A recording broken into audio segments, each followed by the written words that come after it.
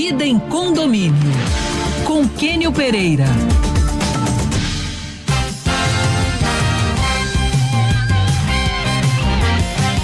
Agora 9h49, Kênio Pereira, nosso colunista, especialista em tudo quanto é problema, dor de cabeça relacionada à vida em condomínio, a imóveis. Tudo bem com você, Kênio? Bom dia. Bom dia, tudo bem? Sinine, Daniel, eu vi da Rádio Band News. Bom dia. Um grande prazer estar com vocês nessa manhã. Prazer é sempre nosso, Kênio, principalmente quando você vem aqui, tá? Os ouvintes adoram quando você participa ao vivo aqui conosco. Cores nos nossos estúdios. Aqui, Kênio, chegando um monte de perguntas. Semana passada a gente teve algumas perguntas, mas vou começar com essa aqui sobre a escolha do síndico. Em alguns prédios, principalmente os novos, a construtora costuma apontar ali, indicar um síndico. E nesse caso aqui que chegou pra gente, olha, o ouvinte disse: moro num prédio em que as cerâmicas da fachada estão soltando. E o síndico que foi escolhido pela construtora disse que cabe aos proprietários arcarem com esse conserto, pois o prédio tem 4 anos e o manual do proprietário já foi entregue ali pela construtora e determina que a garantia é de apenas 3 anos. É isso mesmo, Kênio? Garantia de 3 anos? Na prática tem um grande equívoco e as construtoras, de forma muito hábil, né, elas colocam o prazo de garantia menor nos manuais de proprietário. O que acontece com o artigo 618 do Código Civil é muito claro que a garantia ela é irredutível e o prazo é de 5 anos. Então problemas estruturais como fachada caindo, vazamento, infiltração em laje, o prazo de garantia é de 5 anos. E a construtora, ela coloca esse manual de maneira a tentar evitar que ela tenha gasto com isso. E a questão do síndico indicado pela construtora. Muitas vezes, o prédio novo, quem se torna síndico é um ex-funcionário da construtora, é um amigo do construtor, é uma pessoa que tem relação com essa empresa. Então, o síndico, em geral, não quer criar atrito com a construtora e joga essa bomba para os proprietários. Na prática, cabe ao condomínio ter uma consultoria jurídica, de maneira que o advogado venha orientar o prédio para notificar e criar um cenário para solicitar que a construtora faça o reparo por conta dela. Então, a garantia, repito, é de 5 anos. Ô Kênio, eu queria fazer uma pergunta um pouco diferente agora. Queria citar aqui o podcast que ficou muito famoso recentemente no Brasil, que chama exatamente O Síndico. E nesse podcast acaba que as pessoas colocam um síndico que ele tinha ali, né, várias procurações de outros moradores e se dizia morador do prédio também, mas de fato ele não era. Ele só conseguiu ali porque ele tinha as procurações e acabou sendo eleito, ele se elegendo como síndico basicamente ali do prédio. Como que funciona essa questão da procuração? Uma pessoa de fora pode vir e ter esse controle, assim, entre aspas? Daniel, o ponto básico, qualquer pessoa pode ser síndico, a lei é clara nesse sentido. Então cabe a nós, condôminos, escolher quem irá conduzir o nosso condomínio, quem irá nos representar. Então é livre a eleição do síndico. Há uma convenção ou outra que prevê que só pode ser proprietário do apartamento ou da loja, da sala. Mas na prática eu posso afirmar que 90% das convenções não limitam quem pode ser síndico. Pode ser uma pessoa física, jurídica, morador ou não. Agora o detalhe das procurações, que é um caso seríssimo.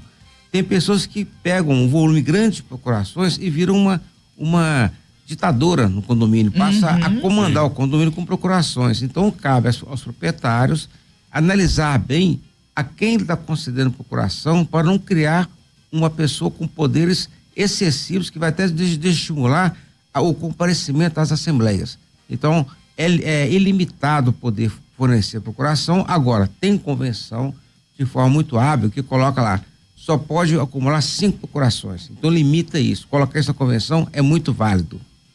Kênio, chegou uma outra pergunta sobre síndico.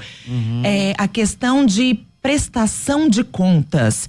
Tem uma periodicidade em que esse síndico ele tem que prestar contas obrigatoriamente? Por exemplo, é anual, é a cada 2, 3 anos, ou não? É quando um morador pedir, em qualquer hora, momento, ele falou, não, aqui ó, a prestação tá aqui. Como é que funciona esse processo de prestação de contas? Tá, então de acordo com o artigo 1348 do Código Civil, o prazo para se prestar contas é no mínimo 12 meses. Então, a cada 12 meses, o síndico é obrigado a prestar contas à Assembleia. Agora, gente, o condomínio pertence a todos nós. A documentação é do condomínio, é do síndico. Então, se um condomínio quiser verificar uma conta, um pagamento, o que for, o síndico tem um dever de fornecer esse dado a qualquer momento. Mas prestar contas gerais é no mínimo 12 meses ou conforme determinar a convenção. Uhum. Agora, Kenny, uma pergunta que chegou aqui, quando acontece aqueles casos de apenas um apartamento, sempre tem, né? Todo prédio tem aquela pessoa que quer dar uma diferenciada no apartamento, acaba mudando ali a fachada, em alguns casos coloca até vidro, né, nas varandas, e o restante do prédio tá todo mundo ali igual, seguindo o padrão do que tá ali nas normas de convivência. Nesses casos aí, o que pode ser feito? A pessoa pode receber uma multa? Qual que é a orientação do síndico? Na prática, temos que compreender que a fachada pertence à coletividade, uma área comum, são os 4 lados do prédio. Mas geralmente a fachada mais visível é a frente do prédio. Então não pode nenhum condômino alterar essa fachada como se fosse a casa dele, que aquilo é uma propriedade coletiva. Se eu quero colocar um fechamento de vidro, eu tenho que levar para a Assembleia e tentar aprovar uma harmonia, né? Um fechamento harmônico de todos os apartamentos. Então a Assembleia pode aprovar isso. Mas se a pessoa faz isso por conta própria, ignorando a coletividade, ela pode ser multada e o condomínio pode entrar com ação, inclusive, para retirar esse fechamento que está quebrando a harmonia. E uma fachada sem harmonia, ela desvaloriza o apartamento, o prédio. Então é fundamental compreendermos que se a pessoa quer morar em condomínio, ela tem que respeitar a coletividade. Ela não pode morar num apartamento como se fosse numa casa. E esse fechamento de maneira, vamos colocar, sem a aprovação da Assembleia, fere a lei e fere a convenção. Kenny, agora eu vou pegar uma pergunta da nossa ouvinte Flávia. Ela deixou essa pergunta na semana passada e ela traz um caso dela. Ela encerrou a locação do apartamento em que ela morava e se recusou a fazer aquela pintura interna para entregar ao proprietário novamente. Aí o proprietário entrou na justiça e a justiça obrigou ela a pintar o apartamento, a devolver esse apartamento pintado.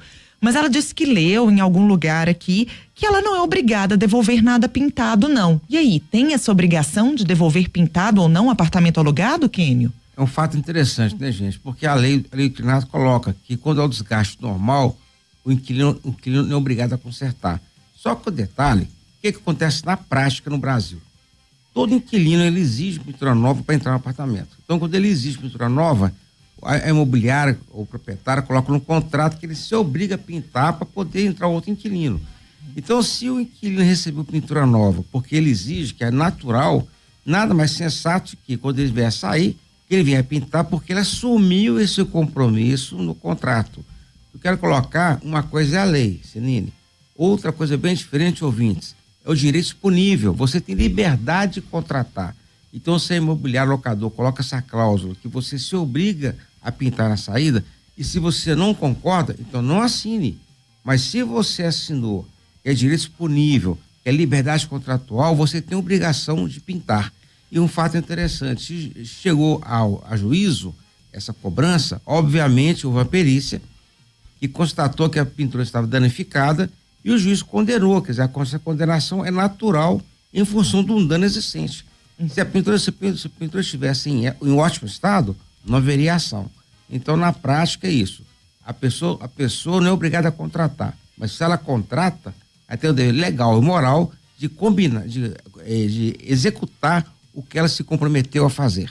Agora chegou uma outra pergunta aqui do nosso ouvinte Leonardo. Ele mora num prédio e na garagem, que é uma área comum, o vizinho ali logo da área privativa, que fica acima da garagem, ele teve uma infiltração, teve que, né, abrir todo o teto da garagem para consertar a infiltração que era provocada pelo apartamento dele. Ele arrumou a infiltração, mas deixou o buracão lá na garagem e disse: o buraco tá aí, eu sei que tá, vou consertar, mas quando eu quiser. Não e é aí, bem... Como que funciona? Não é bem assim. Gente, eu vou colocar uma coisa bem clara, eu não consigo compreender. Se a pessoa não tem educação, não tem consciência de morar numa propriedade coletiva, não more num condomínio, mora na casa. E olha que se você que causar dano ao vizinho da casa, você tem que reparar também. Mas numa casa você não tem vizinho de baixo, não tem vizinho muito próximo. Então, se tem um apartamento que gerou uma infiltração, logicamente que a pessoa não quer aquilo de propósito, um acidente. E de acordo com o Código Civil, artigo 1277, também artigo 1336, ninguém pode usar a propriedade de forma nociva. Se eu tenho um apartamento que causa dano ao meu vizinho, dano ao condomínio, eu tenho a obrigação legal de consertar de imediato e também de indenizar os danos causados pela infiltração. Então, se o meu apartamento vaza, que é uma coisa involuntária, né, que isso acontece em qualquer propriedade, e danificou a pintura do vizinho, o armário embutido, estragou o sinteco, empenou a porta, eu tenho que pagar tudo. Se eu danifiquei o armário embutido do apartamento, eu tenho que fazer outro armário idêntico de maneira a restabelecer o estado original. No caso da pintura, cabe ao síndico aplicar uma bela multa, né, nessa pessoa, porque ele está usando a propriedade nociva. O artigo 1336 do Código Civil também prevê uma multa de 1 a 5 vezes a taxa condominial. Então, seria aplicar essa multa nele, Sinine, para ele poder respeitar a coletividade.